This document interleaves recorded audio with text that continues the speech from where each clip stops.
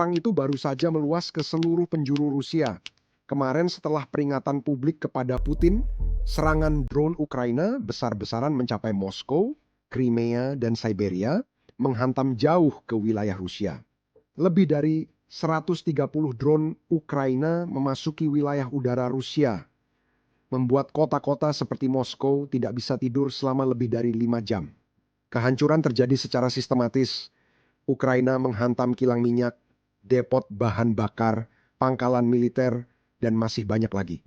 Menurut Putin, serangan-serangan itu menunjukkan lebih dari sekadar kelemahan Rusia. Rusia kini menghemat biaya dengan melindungi pabrik militer penting menggunakan tentara dan senjata, bukan pertahanan udara. Ini membuktikan bahwa Putin sangat putus asa untuk menghemat uang sampai-sampai dia secara aktif mempertaruhkan seluruh basis industrinya. Dan Ukraina benar-benar memanfaatkan situasi ini. Semuanya bermula dari pesan Presiden Zelensky kepada rakyat Ukraina. Tapi jika Anda mendengarkan dengan seksama, ada peringatan langsung untuk Putin. Lihatlah. Dalam setiap situasi, Ukraina selalu siap. Dalam skenario apapun, Ukraina harus selalu dan akan selalu memiliki kemampuan jarak jauh yang memadai. Baik sekarang di masa perang maupun setelahnya. Sebagai bagian dari jaminan keamanan untuk masa depan kita, untuk anak-anak kita. Ini adalah bagian dari kemerdekaan dan akan menjadi komponen terbesar untuk menjamin. Kemampuan jarak jauh merupakan bagian dari kemerdekaan dan faktor utama menjaga perdamaian. Sanksi global dan presisi kami yang sangat tepat pada dasarnya selaras untuk mengakhiri perang ini dengan syarat yang adil bagi Ukraina. Semua target serangan jarak jauh harus ditetapkan sebelum akhir tahun termasuk perluasan jangkauannya. Perluasan wilayah tempur jarak jauh kita. Beberapa jam setelah peringatan itu, drone Ukraina lepas landas dan media serta saluran Rusia mulai melaporkan peringatan drone ke warga mereka.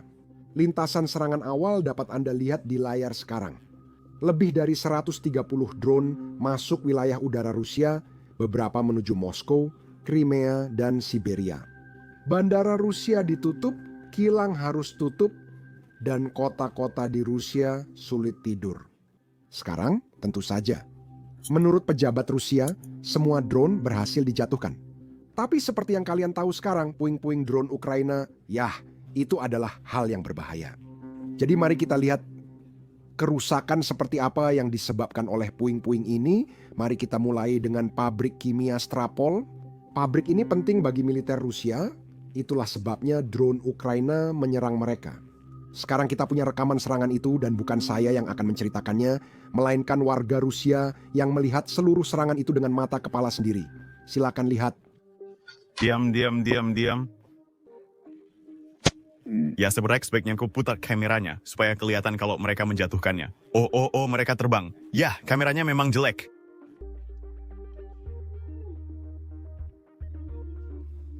Kenapa?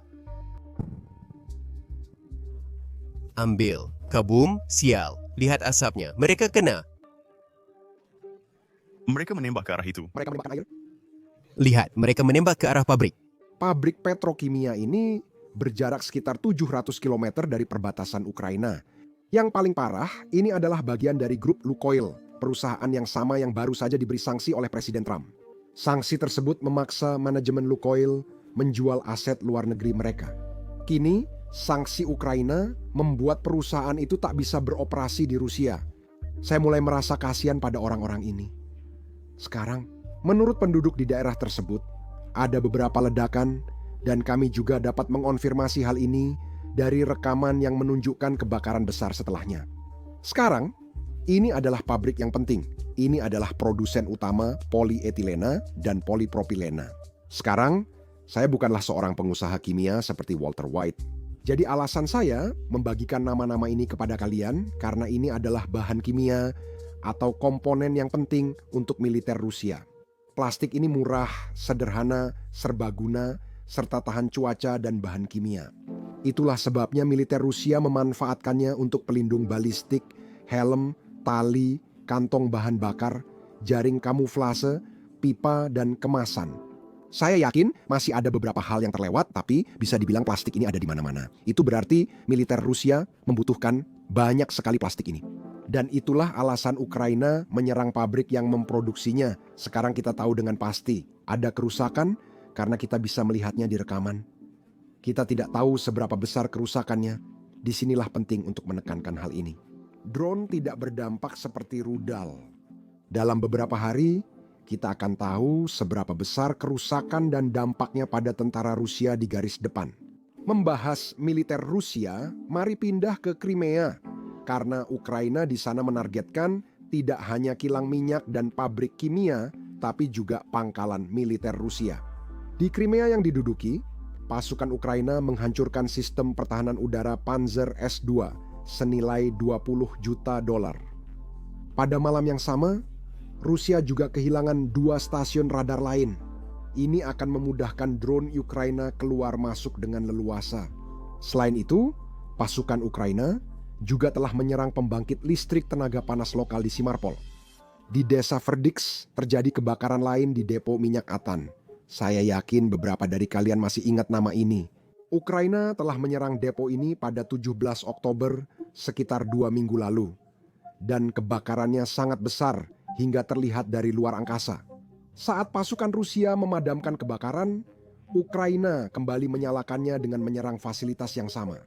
Beberapa minggu ke depan akan menjadi masa sulit bagi pasukan Rusia. Sekarang mari kita fokus ke Rusia karena di sana juga banyak ledakan. 5 ledakan dilaporkan terjadi di kilang minyak di Oblast Ulansk, Rusia. Gubernur setempat menyatakan pertahanan udara Rusia berhasil menembak jatuh semuanya. Sayangnya bagi dia, sulit untuk berbohong ketika kerusakannya terekam di video. Silakan lihat.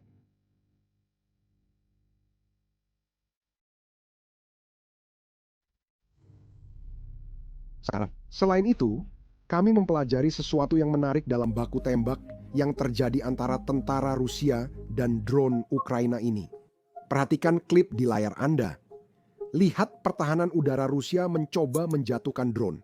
Itu bukan rudal pertahanan udara. Rusia tampaknya memakai senapan mesin anti-drone untuk menjatuhkan drone ini. Ada 2 cara melihatnya. Pertama, tentu saja Rusia sudah memahami matematika. Mereka enggan memakai rudal jutaan dolar demi menjatuhkan drone yang harganya hanya 1/10-nya. Namun, Anda juga bisa melihat bahwa Rusia benar-benar kehabisan uang. Kita punya tentara bersenjata mesin yang menjaga infrastruktur Rusia. Sejujurnya, alasan utama kemungkinan yang pertama, meski alasan kedua juga masuk akal. Karena kita baru saja melihat ini di luar Kremlin. Beberapa hari yang lalu, ketika drone Ukraina datang ke Moskow, Putin begitu panik sampai kita melihat tentara Rusia dan truk dengan senapan mesin menjaga Kremlin. Saya rasa ini bukan hanya Putin yang paranoid, ini adalah strategi Rusia yang bisa kita lihat di seluruh negeri. Mereka memakai tentara dan senapan mesin menjaga infrastruktur penting. Sekarang, strategi ini memang hemat biaya, tapi satu-satunya masalah adalah kadang-kadang tentara melewatkan drone dan akhirnya drone itu mengenai targetnya. Kerusakannya bisa bernilai jutaan hingga puluhan juta dolar. Selanjutnya, ada lagi kilang minyak Rusia yang diserang, kali ini di Murey. Republik Rusia, ini adalah kilang minyak Murey, nama yang sangat unik. Kilang ini mampu menyuling 16 juta ton per tahun, sekitar 0,5% dari total kapasitas nasional Rusia. Yang paling mengejutkan dari serangan ini adalah kilang ini terletak sekitar 1.000 km dari garis depan. Drone-drone ini benar-benar memasuki wilayah Rusia. Ini menunjukkan strategi baru Putin memungkinkan drone bergerak bebas. Saat mereka terbang tinggi lalu turun menyerang target, tentara Rusia berusaha menembak jatuh mereka. Dan ketika mereka gagal, kilang minyak Rusia meledak. Seperti pepatah Ukraina, 1 kilang minyak sehari menjauhkan Putin. Di sini, Jenderal Ben Hodges menjelaskan dampak serangan ke kilang minyak pada garis depan dan anggaran Rusia tahun depan. Silakan dengarkan. Di sisi lain, orang Ukraina tentu saja tidak memiliki kemampuan sendiri untuk mendorong Rusia mundur. Tapi yang telah mereka melakukan menurut saya dengan sangat bijaksana, mereka fokus menghancurkan infrastruktur minyak dan gas Rusia, khususnya kemampuan Rusia untuk mengekspor minyak. Tanpa itu, saya tidak tahu bagaimana Rusia bisa melanjutkan perang tahun depan. Itulah yang membiayai semuanya. Dan ekonomi mereka menurut saya sudah goyah.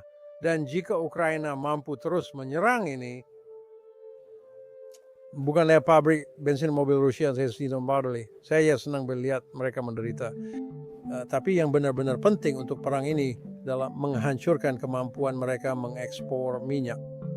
Dan luar biasa jika kita di barat benar-benar serius mengganggu kapal-kapal armada bayangan juga. Kapal-kapal yang khususnya berlayar melalui Laut Baltik penuh dengan minyak yang menuju ke India, Tiongkok, dan Turki. Saya ingin menjelaskan alasan Jenderal Hodges mengatakan tahun depan. Karena seperti yang mungkin sudah kalian ketahui, militer Rusia itu seperti ayah pemabuk. Itu tidak akan berhenti menghisap sumber daya dari ekonomi Rusia kecuali benar-benar dipaksa untuk berhenti. Artinya, meskipun kita sudah melihat dampak dari serangan-serangan yang dilakukan oleh Ukraina sejak awal Agustus, dan ekonomi Rusia sudah mulai merasakannya. Kita melihat antrean panjang, harga minyak naik, dan Putin panik berusaha menghentikan serangan ini. Militer Rusia di garis depan masih belum merasakan dampaknya. Selama Rusia masih punya solar, militer pasti jadi prioritas mendapatkannya.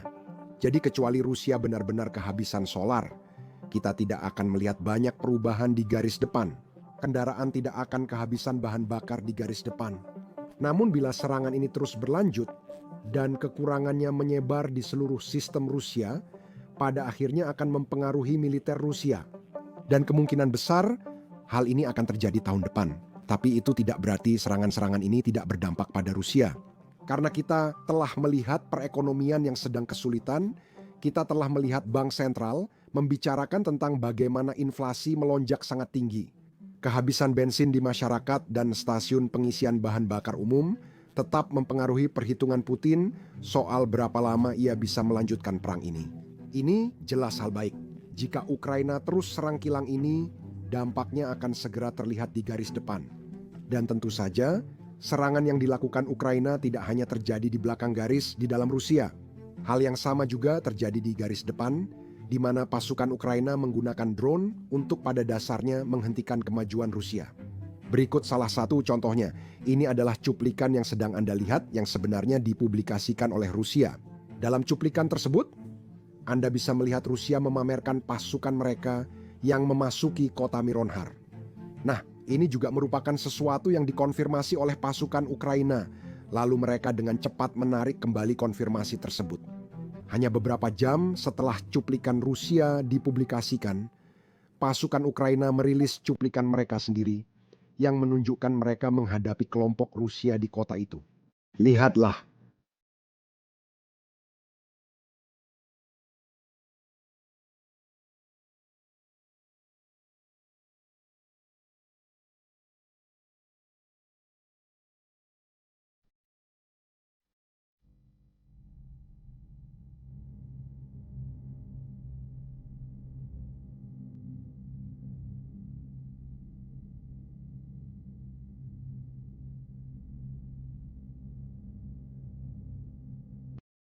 Saya tidak tahu seberapa banyak cuplikan itu yang kalian lihat, karena editor kadang harus mengaburkan bagian tertentu untuk YouTube. Masalah itu sangat umum, sering kami alami saat meliput di garis depan. YouTube menilai cuplikan ini tidak ramah pengiklan, terutama ketika tentara terluka. Tidak peduli apakah mereka tentara Rusia atau Ukraina. Karena itu, mereka membatasi video kami dan kadang-kadang mendemonetisasi. Maka hari ini kami luncurkan Basics Insider. Itu adalah platform kami untuk liputan perang yang lebih mendalam dan tanpa sensor. Di sini, Anda akan menemukan versi panjang video kami dan dokumenter orisinal dengan pembahasan lebih mendalam dari YouTube. Yang terbaik, kami punya ahli dan veteran berpengalaman seperti mantan Navy Sea, Air, and Land Chuck Farr yang datang dan membedah cuplikan medan perang yang kita lihat dari peperangan, seperti yang terjadi di Ukraina. Ini sangat edukatif, bahkan untuk saya, semoga juga untuk kalian semua. Jika kamu tertarik, daftar sekarang lewat tautan di deskripsi atau kode QR di layar. Kamu bisa mendapatkan akses ke konten-konten hebat dengan mendaftar. Dan selain itu, kamu juga akan mendukung channel ini dan mendukung liputan kami di sini.